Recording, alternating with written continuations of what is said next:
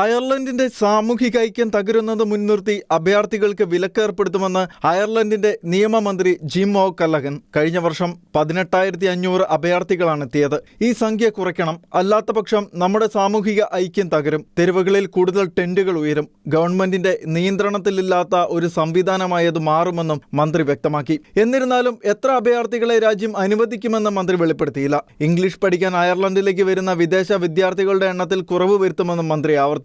കഴിഞ്ഞ വർഷം 60,000 വിദ്യാർത്ഥികളാണ് ഇംഗ്ലീഷ് പഠിക്കുവാനായി അയർലൻഡിലേക്ക് എത്തിയത്. ഇംഗ്ലീഷ് പഠിക്കുവാൻ വരുന്നവർ ജോലി നേടുന്നതിനുള്ള സംവിധാനമായി അതിനെ ഉപയോഗിക്കുന്നുവെന്നും ഇക്കാര്യത്തിൽ സർക്കാർ നിലപാട് കൂടുതൽ കർശനമാക്കുമെന്നും ആദ്യഘട്ടത്തിൽ തന്നെ ഇംഗ്ലീഷ് ഭാഷാ സ്കൂളുകളുടെ നിയന്ത്രണം ഉൾപ്പെടുത്തുമെന്നും മന്ത്രി അറിയിച്ചു. ലാറ്റിൻ അമേരിക്കൻ രാജ്യങ്ങളിൽ നിന്നാണ് ഏറ്റവും അധികം പേരും ഇംഗ്ലീഷ് പഠിക്കുവാൻ അയർലൻഡിലെത്തുന്നത്. ബ്രസീലിൽ നിന്നടക്കമുള്ളവർ സംവിധാനത്തെ ദുരുപയോഗിക്കുന്നുണ്ട്.